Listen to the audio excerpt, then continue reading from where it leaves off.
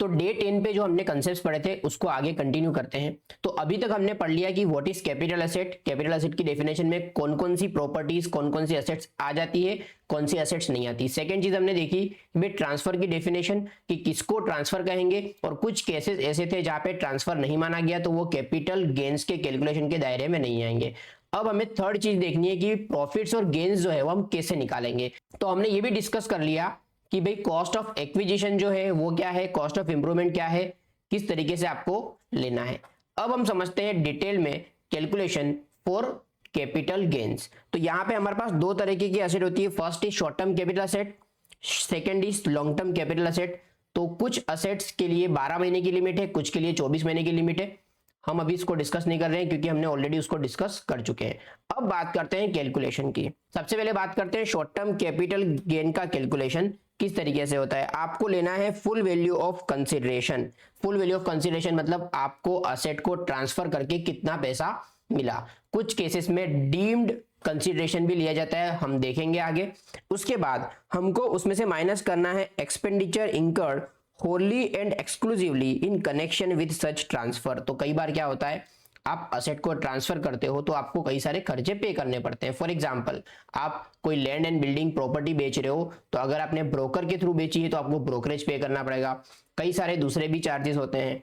Shares के case में आपकी ब्रोकरेज लगती है, उसके अलावा कई सारे ट्रांजेक्शन कॉस्ट लगते हैं, बट उसके अंदर आपको सिक्योरिटीज ट्रांजेक्शन टैक्स जो है वो नहीं लेना। उसके अलावा के जितने भी आपके ट्रांसफर के एक्सपेंसेस हैं वो माइनस कर देने हैं। तो आपने क्या किया, फुल वैल्यू ऑफ कंसिडरेशन लिया, उसमें से माइनस कर दिया एक्सपेंडिचर ऑन ट्रांसफर, तो आपको मिला नेट सेल कंसिडरेशन। ठीक है, तो ये कैलकुलेशन तो हम देख चुके थे। यहां से आपको माइनस क्या करना है, कॉस्ट ऑफ एक्विजिशन, कि आपने खरीदने में कितना पैसा लगाया। और कई बार क्या होता है, आप असेट को इंप्रूव करवाते हो, कुछ उसके अंदर कैपिटल एक्सपेंडिचर करते हो, तो वो माइनस कर देंगे as cost of improvement and आपको मिलेगा शॉर्ट टर्म कैपिटल गेन्स। ठीक है, इस पे जो भी आपके रेट्स होंगे उसके हिसाब से आपको टैक्स लगा देना है। तो ये हमारा सिंपल कैलकुलेशन था for short term capital gains. यहाँ पे जो भी आपकी एक्चुअल कॉस्ट है आपने जो इंकर की है फॉर एक्विजिशन, फॉर इंप्रूवमेंट और फॉर ट्रांसफर, ये तीनों ही चीज आपको माइनस कर देनी है। You will get the figure of short term capital gains. उस पर आपको सिंपली रेट अप्लाई करने हैं जो स्पेशल कैटेगरी के रेट्स है। तो रेट अप्लाई करने के बाद आपको शॉर्ट टर्म कैपिटल गेन पर जो भी टैक्स निकल रहा है वो आपको मिल जाएगा। अब ये तो हो गया हमारा शॉर्ट टर्म कैपिटल गेन्स का कैलकुलेशन। अगर इसी को मुझे लॉन्ग टर्म कैपिटल गेन्स का कैलकुलेशन बनाना है तो मुझे क्या करना पड़ेगा, मुझे एक वर्ड ऐड करना पड़ेगा। आपका full value of consideration same रहने वाला है, आपका एक्सपेंडिचर ऑन ट्रांसफर सेम रहने वाला है, नेट सेल कंसिडरेशन सिमिलर आएगा। कॉस्ट ऑफ एक्विजिशन की जगह मुझे लेना है इंडेक्स कॉस्ट ऑफ एक्विजिशन, और कॉस्ट ऑफ इंप्रूवमेंट में भी मुझे लेना है इंडेक्स कॉस्ट ऑफ इंप्रूवमेंट। तो मैंने एक वर्ड लगा दिया इंडेक्स्ड। आपका सारा का सारा परफॉर्मा सेम रहेगा, सिर्फ आपको कॉस्ट ऑफ एक्विजिशन के आगे वर्ड लगाना है इंडेक्स, कॉस्ट ऑफ इंप्रूवमेंट के आगे वर्ड लगाना है इंडेक्स। अब ये इंडेक्सेशन क्या है इसको समझते हैं। अब ये इंडेक्सेशन वर्ड का मतलब समझते हैं। Indexation adjust the cost of your asset for inflation using the official cost inflation index, CII हमको शॉर्ट याद रखना है, कॉस्ट इन्फ्लेशन इंडेक्स। ये हमको काम आएगा हर जगह पे। होता क्या है, आपने असेट 10-15 साल 20 साल पहले खरीदी थी, उसकी कॉस्ट को इन्फ्लेशन के हिसाब से एडजस्ट करके आज के कंपेरेबल कॉस्ट पे आप ले आते हो for calculation of capital gains. तो सरकार ने यहाँ पे बेनिफिट क्या दिया कि भाई 10 साल 15 साल 20 साल पहले आपने असेट खरीदी थी, क्योंकि तभी जाके वो लॉन्ग टर्म कैपिटल असेट बनी है। उस असेट को होल्ड करने के लिए आपको अपॉर्चुनिटी कॉस्ट लगी है। क्यों? क्योंकि आपने उस असेट में पैसा इन्वेस्ट किया तो वो पैसा आप कहीं और इन्वेस्ट नहीं कर पा रहे हो, ड्यू टू दैट आपका एक तरह से नुकसान हो रहा है। तो वो नुकसान की भरपाई करने के लिए आपको दे दिया कॉस्ट इन्फ्लेशन इंडेक्स, क्योंकि हर साल आपकी असेट की वैल्यू आप बढ़ा दो सो दैट आपका कैपिटल गेन्स कम आए। एक तरह से आपने जो अपॉर्चुनिटी कॉस्ट लगाई है वो अपॉर्चुनिटी कॉस्ट का आपको डिडक्शन दिया जा रहा है। अगर आप बिजनेस कर रहे होते तो इंटरेस्ट को आप क्लेम कर लेते हैं एज ए एक्सपेंडिचर, तो यहाँ पे आपको आपकी जो असेट है उसकी कॉस्ट को इन्फ्लेशन के एक नंबर से धीरे धीरे करके बढ़ा दिया जाता है सो दैट आपका कैपिटल गेन्स कम आए। क्या हो रहा है यहाँ पे, this lowers your taxable gain by accounting for an erosion of money's value over time. अब इसका फॉर्मूला क्या है, सिंपल है। आपको करना क्या है, आपका कॉस्ट ऑफ एक्विजिशन ले लो, उसको मल्टीप्लाई करना है CII of transfer year, divide करना है CII ऑफ परचेज या एक्विजिशन ईयर। अब यहाँ पे CII जो है वो देना स्टार्ट किया 2001-2 से, तो उसके पहले का अगर कोई भी आपका एक्विजिशन है तो आपको यही लेना है, पर कॉस्ट ऑफ एक्विजिशन के लिए जगह आप ले सकते हो fair market value as on 1/4/2001।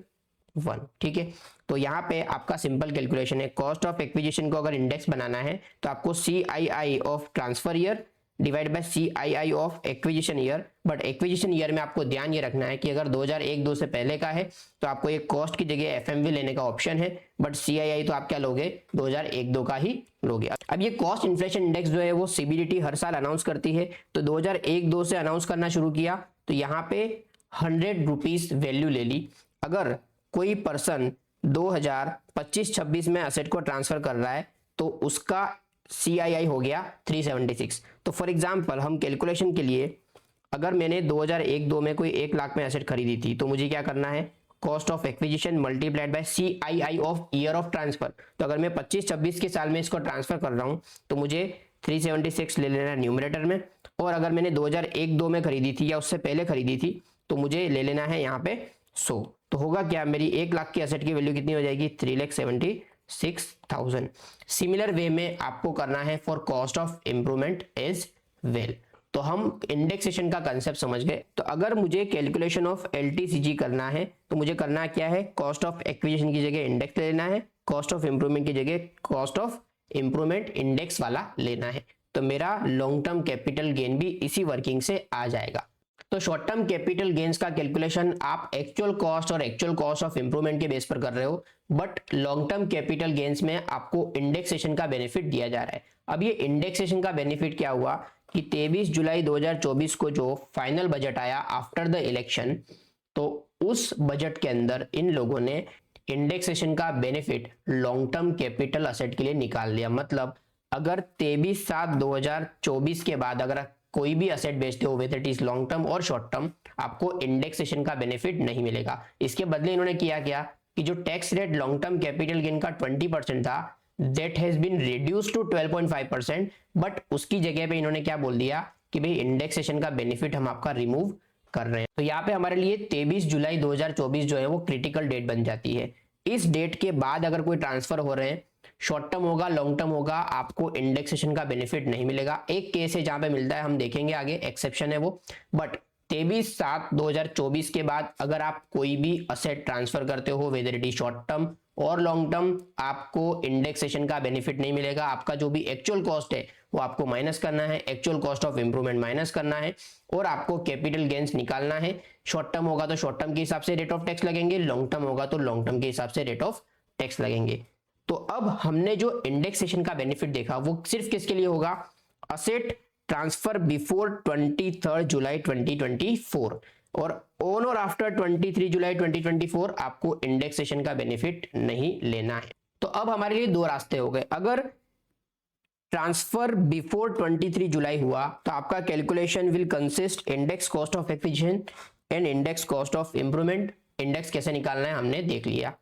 और दूसरा रास्ता हो गया कि भाई ऑन और आफ्टर 23 जुलाई 2024 कर रहे हो तो लॉन्ग टर्म होगा या शॉर्ट टर्म होगा, कॉस्ट ऑफ एक्विजिशन और cost of improvement he minus होने वाला है, इंडेक्सेशन का बेनिफिट आपका चला गया। तो अगर ऑन और आफ्टर 23 जुलाई 2024 अगर आप असेट को ट्रांसफर कर रहे हो तो इंडेक्सेशन का बेनिफिट नहीं है। बट मैंने आपको बताया था कि एक केस ऐसा है जहां पे अभी भी इंडेक्सेशन का बेनिफिट है। तो बजट में अनाउंस तो कर दिया कि 23 जुलाई के बाद जो भी ट्रांसफर होंगे उस पर कोई भी इंडेक्सेशन नहीं मिलेगा, बट बाद में गवर्नमेंट का डिस्कशन हुआ पार्लियामेंट के अंदर और वहां पे इन्होंने एक बेनिफिट दिया कि भाई कुछ ऐसे स्पेसिफिक जेन्युइन केसेस है जहां पे इंडेक्सेशन का बेनिफिट देना पड़ेगा। तो वो समझते हैं कौन सा केस है। तो अब यहाँ पे लैंड एंड बिल्डिंग के केस में ये लागू पड़ता है। कौन एलिजिबल है यहाँ पे, ये इंडेक्सेशन का बेनिफिट सिर्फ इंडिविजुअल और HUF को ही मिलेगा। दूसरा, कौन सी एसेट के लिए मिलेगा, long term capital asset being land और बिल्डिंग बोथ अक्वायर्ड बिफोर 23 जुलाई 2024। तो पहली कंडीशन सिर्फ इंडिविजुअल HUF को मिलेगा। दूसरी कंडीशन कौन सी कैपिटल एसेट पे मिलेगा, सिर्फ लैंड और बिल्डिंग और बोथ अक्वायर्ड बिफोर 23 जुलाई 2024। मतलब 22 जुलाई 2024 पहले की कोई भी एसेट आपने खरीदी हुई है उसी पे आपको इंडेक्सेशन का बेनिफिट मिलने वाला है। तो यहाँ पे समराइज करें तो इंडिविजुअल एचयूएफ जिन्होंने लैंड एंड बिल्डिंग खरीदी थी 23 जुलाई 2024 के पहले, अगर वो बेचते हैं तो उनको इंडेक्सेशन का बेनिफिट मिलेगा। बल्कि यहाँ पे तो स्पेशल रूल है। क्या स्पेशल रूल है कि आप कैलकुलेशन कर लो विद इंडेक्सेशन, जहाँ पे आपको टैक्स रेट लगाना है 20%। दूसरा ऑप्शन आपके पास है कि भी आप इंडेक्सेशन मत लो बट आप 12.5% टैक्स ले सकते हो। दोनों में से जो भी आपको कम पड़ रहा है, जो भी आपको सस्ता पड़ रहा है, वो आप ऑप्शन चूज कर सकते हो। इस एक्सेप्शन को समराइज करूं तो इंडिविजुअल एचयूएफ जिन्होंने लैंड एंड बिल्डिंग और बोथ अगर खरीदा है 23 जुलाई 2024 के पहले, तो वहां पे इनको कैलकुलेशन करना है दोनों तरीकों से, विदाउट इंडेक्सेशन और विद इंडेक्सेशन। विद इंडेक्सेशन में आपको 20% टैक्स का रेट लगेगा, विदाउट इंडेक्सेशन में आपको 12.5% का रेट मिलेगा। दोनों में से जो भी आपको सस्ता पड़ रहा होगा, जो भी आपको फायदे कारक होगा, वो आप चूज कर सकते हो। तो ये इंडिविजुअल एचयूएफ के लिए एक तरह से बेनिफिट है। तो इस कैलकुलेशन को समझने के लिए एग्जांपल देखते हैं। सिनेरियो क्या है? Resident individual cells a plot of land in December 2025 for 1 crore. तो क्या हो रहा है? 23 जुलाई 2024 के बाद बेच रहा है, 1 करोड़ रुपए में उसने प्लॉट ऑफ लैंड बेची। He inherited from his father in 2010 में उसके फादर से उसने इनहेरिट की, मतलब ये हो गया cost to the previous owner. ठीक है, ये इनहेरिटेंस का केस है। तो इसके फादर ने जितने में खरीदी होगी वो कॉस्ट हमारे लिए कॉस्ट ऑफ एक्विजिशन होगी। दूसरी चीज, उसके फादर ने जब से खरीदी तब से लेकर ट्रांसफर हुआ तब तक का होल्डिंग पीरियड हमको गिनना है। His father purchase in 1992 for 50,000।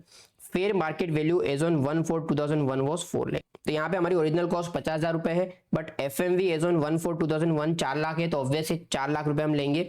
तो 4 लाख रुपए हमारी कॉस्ट ऑफ एक्विजिशन एक तरह से बन गई।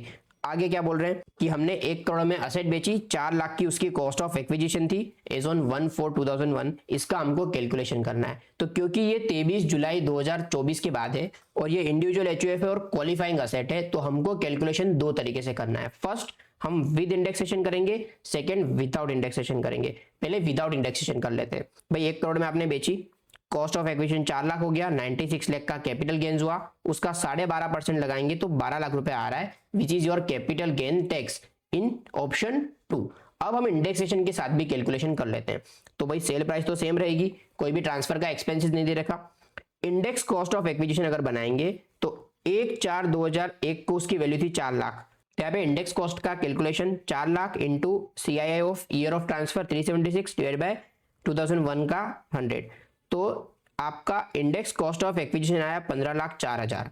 अब 1 करोड़ में से आप 15,04,000 माइनस करोगे तो आपका लॉन्ग टर्म कैपिटल गेन आया है 84,96,000 और इसका आप 20% करोगे तो आपका टैक्स आ रहा है 16,99,200। तो यहाँ पे क्योंकि asset is qualifying asset, individual HUF है, अक्वायर्ड बिफोर 23 जुलाई, तो इस केस में आपके पास दो ऑप्शन है कि आप ये चूज करो या ये चूज करो। तो ऑब्वियसली हम ऑप्शन 2 चूज करेंगे बिकॉज यहाँ पे हमको फायदा हो रहा है।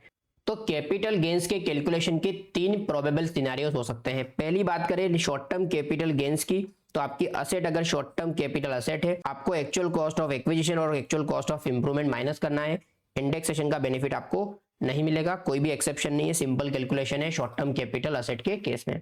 बात करते हैं लॉन्ग टर्म कैपिटल गेन के केस में। यहाँ पे हमारे पास 2 सिनेरियो है। First scenario is transfer before 23 जुलाई 2024। यहाँ पे आपकी लॉन्ग टर्म कैपिटल अगर असेट है तो आपको इंडेक्स कॉस्ट ऑफ एक्विजिशन और index cost of improvement minus करना है बेस्ड ऑन द इंडेक्सेशन का बेनिफिट। सेकंड सिनेरियो जो है वो long term capital gain on transfer on और आफ्टर 23 जुलाई 2024। तो यहाँ पे आपको कॉस्ट ऑफ एक्विजिशन और cost of improvement actual minus करना है। इंडेक्सेशन का बेनिफिट नहीं मिलेगा, पर इंडेक्सेशन एक केस में मिलेगा, अगर रेसिडेंट इंडिविजुअल और एचयूएफ अगर आप हो, आपने लैंड एंड बिल्डिंग और बोथ अक्वायर की है बिफोर 23 जुलाई, तो यहाँ पे आपके पास ऑप्शन है कि आप दोनों ही तरीके से कैलकुलेशन करो। 12.5% विदाउट इंडेक्सेशन, 20% विद इंडेक्सेशन। जहां पे भी आपको फायदा मिल रहा होगा वो ऑप्शन आप चूज कर सकते हो for payment of capital gain taxes. तो हमने नॉर्मल सिनेरियोस देख लिए। अब कुछ स्पेशल सिनेरियोस है जहां पे हमको कॉस्ट ऑफ एक्विजिशन क्या लेना है उसमें कंफ्यूजन है। तो पहला केस आता है गेन्स ऑन डेप्रिशिएबल असेट। तो डेप्रिशिएबल असेट जब सेल करते हो तब किस तरीके से आपको कैलकुलेशन करना है? डेप्रिशिएबल असेट मतलब ऐसी असेट जिसपे आप इनकम टैक्स में क्या कर रहे हो, डेप्रिसिएशन क्लेम कर रहे हो अंडर बीजीबीपी का हेड। अब यहाँ पे एक एग्जांपल ले लेते हैं पहले कि ब्लॉक ऑफ असेट कैसे वर्क करता है। तो आप जब भी कंपनी के अंदर for example machine 1, machine 2, machine 3 आपके पास है, 15% रेट ऑफ डेप्रिसिएशन है प्लांट एंड मशीनरी का, उसमें आपके पास मशीन 1 है 10 लाख रुपए की, मशीन 2 है 20 लाख रुपए की, मशीन 3 है 20 लाख रुपए की। तो टोटल आपकी तीनों मशीन का टोटल हो रहा है 50 लाख रुपए। ये हो गया आपका कंपनीज एक्ट के हिसाब से, ठीक है। 10 लाख 20 लाख 20 लाख, ये आपकी WDV है एज ऑन 1/4/25, ठीक है। एग्जाम्पल के लिए हम ले रहे हैं।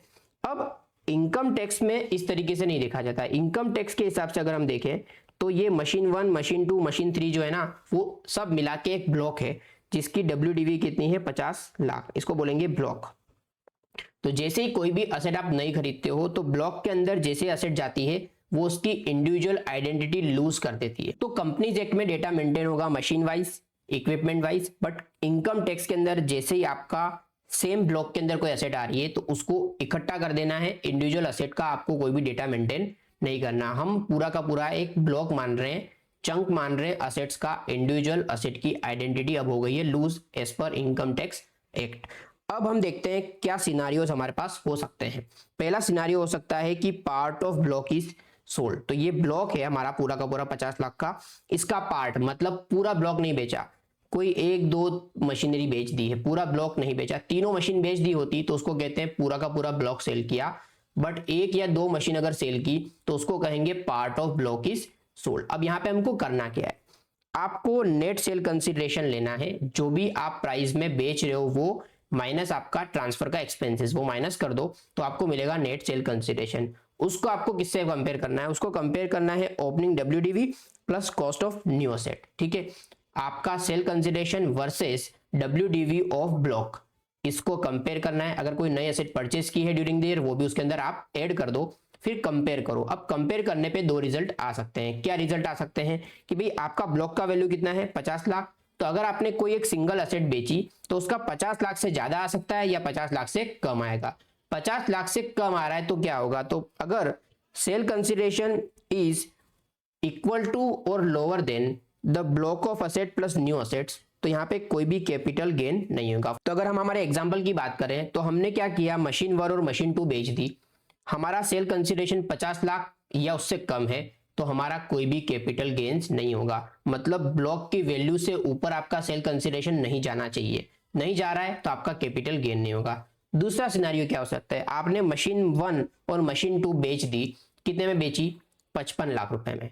अब हो क्या रहा है, आपका पूरा जो ब्लॉक है उसमें से 2 मशीन बेच रहे हो, एक मशीन रह रही है, ब्लॉक पूरा का पूरा नहीं बिक रहा है, but your sale consideration is more than WDV। उस केस में आपका जो एक्सेस मिला है that will be your capital gains. क्या बोल रहे हैं यहाँ पे, if sale consideration is higher than opening WDV plus new asset, तो जो एक्स्ट्रा पैसा आया that is short term capital gain. और उसके बाद क्या होगा, आपका WDV हो जाएगा नील। अब आपको नेक्स्ट ईयर से भले ही आपके पास एक असेट पड़ी है उसका डेप्रिसिएशन नहीं मिलेगा क्योंकि आपने कैपिटल गेन्स में उसकी कॉस्ट क्लेम कर ली एज कॉस्ट ऑफ एक्विजिशन। तो फिर से रिपीट कर देता हूं, जब आप ब्लॉक ऑफ असेट में से कुछ असेट्स बेच देते हो, पूरा ब्लॉक नहीं बेच रहे हो, उस केस में आपको चेक क्या करना है, आपका WDV of the block plus new asset acquired during the year, उसको कंपेयर करना है with sale consideration. If sale consideration is more then the WDV plus new asset का वैल्यू, तो आपका कैपिटल गेन्स आएगा, जो एक्सेस होगा that will be your capital gains. वैसे केस में नेक्स्ट ईयर से आपको डेप्रिसिएशन नहीं मिलेगा क्योंकि आपने ऑलरेडी कॉस्ट को क्लेम कर लिया है, भले आपके ब्लॉक में 1-2 असेट बच जा रही है। सेकंड केस क्या हो सकता है कि जहां पे आपका सेल कंसिडरेशन जो है वो कम है, तो उस केस में आपका कोई भी कैपिटल गेन नहीं होगा। अब दूसरा सिनेरियो क्या हो सकता है, आप पूरा का पूरा ब्लॉक बेच दे रहे हो, ठीक है, ब्लॉक सीजेस टू एग्जिस्ट, सारी की सारी असेट बेच दे रहे हो, तो उस केस में आपको क्या करना है, आपको सेल कंसिडरेशन को कंपेयर करना है with opening WDV of block plus cost of new asset acquired. अगर रिजल्ट पॉजिटिव है, मतलब आपका सेल कंसिडरेशन ब्लॉक की वैल्यू से ज्यादा है, तो रिजल्ट इज STCG, और अगर कम है तो आपका शॉर्ट टर्म कैपिटल लॉस है। अब आपको आगे कैरी नहीं करना है ब्लॉक को, जो भी आपका नेगेटिव फिगर आया that will be your capital loss. तो अगर इस एग्जांपल में देखें तो आपका तीन मशीन आप बेच दे रहे हो, तो पहला केस हो सकता है कि आप 60 लाख में बेच दो तो आपको 10 लाख का क्या हो जाएगा, गेन, ठीक है। या फिर दूसरा केस हो सकता है आप 40 लाख में बेच दो तो 10 लाख का क्या हो जाएगा, लॉस। तो कंडीशन क्या है, आपका पूरा का पूरा ब्लॉक जो है वो बिक जाना चाहिए, असेट कुछ भी बचनी नहीं चाहिए। वैसे केस में आपका अगर ज्यादा आया है तो गेन, कम आया है तो लॉस। तो डेप्रिशिएबल एसेट जब सेल करते हैं उसका एक एग्जांपल देख लेते हैं, सो दैट हमको हमारा जो कंसेप्ट है थोड़ा सा पक्का हो जाए। Singhania and company sole proprietorship owns 6 machine put in use for business in March 2024। तो इस कंपनी के पास टोटल 6 मशीन है। The depreciation on this machine is charge at 15%, मतलब ये एक ही ब्लॉक के पार्ट है, 6 machine in 1 block. The opening balance of this machines after providing depreciation for previous year 24-25 was 8,50,000। तो 8,50,000 इनका WDV था। 3 of old machines were sold on 10th June 2025 for 11 lakhs। 6 machine में से 3 मशीन इन लोगों ने cell की है, मतलब ब्लॉक अभी भी एग्जिस्ट कर रहा है। कितने में बेची? 11 लाख में। A second hand plant was boat for 8,50,000 on 30th November 2025। तो देखो ड्यूरिंग द ईयर 11 लाख की मशीन्स बेची है, 3 ब्लॉक अभी भी एग्जिस्ट कर रहा है, और एक नई मशीन भी हमने 8.5 लाख की परचेस की है। अब हमको क्या पूछ रहे हैं? Determine the claim of depreciation. तो ये हम जब पीजीबीपी पढ़ लेंगे तब हम करेंगे, इसको हम अभी इग्नोर कर रहे हैं। Compute the capital gains liable to tax for assessment at 26-27। तो हमको कैपिटल गेन्स गिनना है। दूसरा एक क्वेश्चन है, इफ सिंगानियन कंपनी है sold 3 machines in June 2025 for 21 lakhs। तो भाई फर्स्ट केस में 3 मशीन बेच रहे हैं 11 लाख रुपए में, और दूसरे में बेच रहे हैं 21 लाख रुपए में। तो दोनों ही तरीके के हमको कैपिटल गेन्स के कैलकुलेशन करने हैं। तो हमारा WDV ओपनिंग में 8.5 लाख था, हमने ड्यूरिंग द ईयर 3 मशीन बेची है 6 में से। पहले केस में बेची है 11 लाख में, दूसरे केस में बेची है 21 लाख रुपए में, और हमने ड्यूरिंग द ईयर नई मशीन भी परचेज की है। तो ये हमारा कौन सा केस है? यहाँ पे हमारा ब्लॉक सीज टू एग्जिस्ट नहीं हो रहा है। देखते हैं कैसे कैलकुलेशन करेंगे। 2 सिनेरियो है, सिनेरियो नंबर 2, सिनेरियो नंबर 3। ठीक है, तो यहाँ पे हम सेल कर रहे हैं 3 मशीन्स, यहाँ पे कर रहे हैं 11 लाख रुपए में, यहाँ पे कर रहे हैं 21 लाख रुपए में। अब हम कैलकुलेशन कर लेते हैं। सबसे पहले हमें लेना है WDV ओपनिंग वाला, दोनों ही केस का साइड बाय साइड कैलकुलेशन कर लेते हैं। ओपनिंग WDV दोनों ही केस में हमारा 8.5 लाख रुपए है। सबसे पहले हमें जो परचेज किया है वो ऐड कर देना है। ठीक है, परचेज ड्यूरिंग द ईयर कितना? 8.5 लाख का ही परचेज किया है। टोटल हो गया हमारा 17 लाख, इधर भी हो गया 17 लाख। अब इसमें से हम माइनस करेंगे सेल प्राइस, जो मशीन हमने सेल की है। 3 मशीन बेची है, टोटल 6 और एक साथ ही हमने परचेज कर रहे हैं। तो यहाँ पे हमारा ब्लॉक सीज टू एग्जिस्ट नहीं हो रहा है, कैलकुलेशन करते हैं। तो पहले केस में हमारा सेल कंसिडरेशन है 11 लाख रुपए, तो हमारा 6 लाख का अभी भी WDV बच रहा है। तो ये हमारा WDV हो गया, जिसमें हम डेप्रिसिएशन चार्ज करेंगे फॉर करंट ईयर। यहाँ पे बात करते हो तो 21 लाख रुपए में हम सेल कर रहे हैं। अब हमारा यहाँ पे ब्लॉक सीज टू एग्जिस्ट नहीं हो रहा है, बट क्योंकि हम 17 लाख की चीजें 21 लाख में बेच रहे हैं, तो हमको हो रहा है 4 लाख रुपए का शॉर्ट टर्म कैपिटल गेन्स। और अब हमारा WDV जो हो जाएगा वो हो जाएगा नील। भले ही हमारे पास असेट बोल रही है 3 और एक 4 असेट हमारे पास है, फिर भी हमको यहाँ पे कोई भी डेप्रिसिएशन नहीं मिलेगा। हमारा शॉर्ट टर्म कैपिटल गेन हो गया 4 लाख, उस पर हम लोग टैक्स चार्ज कर लेंगे। ये तो हो गया हमारा सिनेरियो जहां पे ब्लॉक हमारा सीज टू एग्जिस्ट नहीं हो रहा है। अगर यहाँ पे 6 और एक 7 सातों सात मशीन बेच दी होती तो हमारा ब्लॉक सीज टू एग्जिस्ट हो जाता। तो हमारा थर्ड सिनेरियो में कोई भी चेंज नहीं होता, सेम टू सेम रहता। बट जो सेकंड सिनेरियो वहां पे हमारा जो 6 लाख का आंसर आ रहा है that will be your capital loss. यहाँ पे हमारा कैपिटल गेन हो रहा है, यहाँ पे हमारा हो जाता है कैपिटल लॉस। दूसरा एक स्पेशल केस आता है स्लम सेल। अब ये स्लम सेल क्या होता है? A slump sale is the transfer of one और मोर अंडरटेकिंग। अंडरटेकिंग मतलब पूरा बिजनेस बेचा जा रहा है for lump sum consideration without assigning values to individual assets और लायबिलिटी। आप हर असेट को बिजनेस के अंदर जो आपने हेल्ड करके रखी उसकी वैल्यू नहीं डिसाइड कर रहे हो, आप लमसम पूरा का पूरा बिजनेस बेच दे रहे हो। तो उस केस में आपका कैलकुलेशन कैसे होता है? तो अब नेचर ऑफ गेन कि शॉर्ट टर्म होगा कि लॉन्ग टर्म होगा। तो अगर आपका अंडरटेकिंग जो बिजनेस है वो 36 महीने से ज्यादा पुराना है तो उस केस में आपका गेन होगा long term capital gain. But अगर एग्जैक्ट 36 महीना या उससे कम है तो गेन आएगा short term capital gain. Calculation कैसे करेंगे? सबसे पहले फुल वैल्यू ऑफ कंसिडरेशन क्या लेना है? जो आपको पैसा मिला है वो आपका हो जाएगा फुल वैल्यू ऑफ कंसिडरेशन। जो भी पैसा आपको लमसम मिला है that will be your full value of consideration. Cost of acquisition और इंप्रूवमेंट क्या लेना है? तो यहाँ पे आपको नेटवर्थ जो है बिजनेस का वो ले लेना है एज कॉस्ट ऑफ एक्विजिशन और इंप्रूवमेंट। कोई भी इंडेक्सेशन का बेनिफिट नहीं मिलेगा, भले वो 23/7 के पहले है या 23/7 के बाद है। अब ये नेटवर्थ जो माइनस करनी है उसका भी कैलकुलेशन का तरीका है। नेटवर्थ कैसे कैलकुलेट करनी है? आपको टोटल असेट की वैल्यू ले लेनी है, उसमें से आपको माइनस कर देना है लायबिलिटीज, तो आपको मिल जाएगा नेटवर्थ। अब ये नेटवर्थ के अंदर भी जब आप असेट की वैल्यू लेते हो तो डेप्रिशिएबल असेट की वैल्यू लेनी है WDV as per income tax act, जो भी डेप्रिशिएटेड वैल्यू है वो। असेट जिसके लिए 100% डिडक्शन क्लेम कर दिया है उसके केस में आपको लेना है नील। सेल्फ जनरेटेड गुडविल भी नील लेना है, और बाकी की असेट कोई भी अगर है डेप्रिशिएबल के अलावा वाली इन्वेस्टमेंट्स और ऐसी कोई असेट होती है तो उसकी आपको बुक वैल्यू ले लेनी है। एक और पॉइंट की any revaluation of asset is to be ignored. अगर आपने बीच बीच में कभी रीवैल्यू किया है एज पर मार्केट वैल्यू तो वो आपको इग्नोर करना है, ओनली हिस्टोरिकल कॉस्ट जो है वही आपको कंसीडर करनी है। इसके अलावा एक और important point, a report from chartered accountant certifying the net worth computation is mandatory. तो जो भी आपकी नेटवर्थ निकल रही है उसको सर्टिफाई करते हुए सीए का सर्टिफिकेट आपको लेना है, तभी जाके आपको ये डिडक्शन मिलेगा। तो एकदम सिंपल कैलकुलेशन है, जब भी आप स्लम सेल कर रहे हो 36 महीने या उससे कम है तो आपका शॉर्ट टर्म कैपिटल गेन्स होगा जो भी गेन आएगा, और अगर 36 महीने से ज्यादा है तो long term capital gain. Calculation simple है, जो भी पैसा मिला है उसमें से माइनस कर दो नेटवर्थ, इंडेक्सेशन का बेनिफिट नहीं मिलेगा। नेटवर्थ कैसे निकालनी है, असेट की सारी वैल्यूज ले लो, डेप्रिशिएबल असेट की WDV, जो असेट राइट ऑफ हो चुकी है उसका जीरो ले वैल्यू लेना है, बाकी की असेट का जो भी बुक वैल्यू वो लेना है, रिवैल्यूएशन को इग्नोर करना है। ये नेटवर्थ का जो भी आपने कैलकुलेशन किया है उसके लिए आपको चार्टर्ड अकाउंटेंट से रिपोर्ट लेनी पड़ेगी, सर्टिफिकेट लेना पड़ेगा। तो इस तरीके से आप स्लम सेल का कैलकुलेशन भी कर सकते हो। तो स्लम सेल का भी एक सम कर लेते हैं। Illustration number 10, mister A is proprietor of Akash enterprises having 2 units. He transferred on 1/4/25 his unit 1 by way of slum sale for a total consideration of 25 lakh. 25 lakh में बिजनेस को बेच दिया।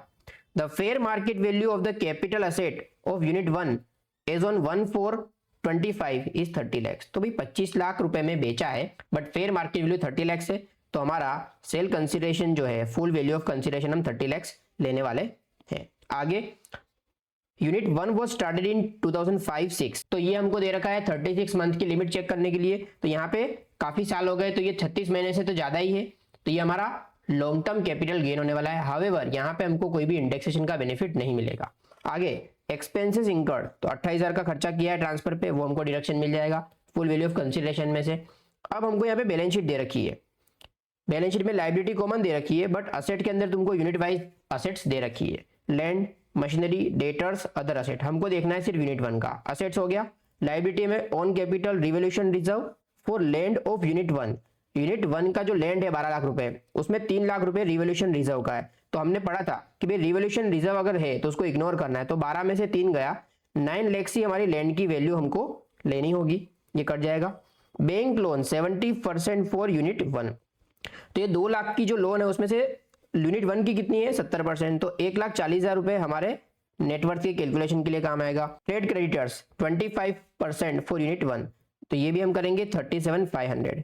तो हमारा असेट्स माइनस लाइबिलिटी करेंगे तो हमें मिल जाएगा नेटवर्थ, जो ही हमें डिडक्शन में मिलता है एज कॉस्ट ऑफ एक्विजिशन। देखेंगे आगे कुछ इंफॉर्मेशन और दे रखी है। Revaluation reserve is created by revising upward value, तो इग्नोर करना है। No individual value of asset is considered in transfer deed, तभी ये बनता है सेल स्लम वाला।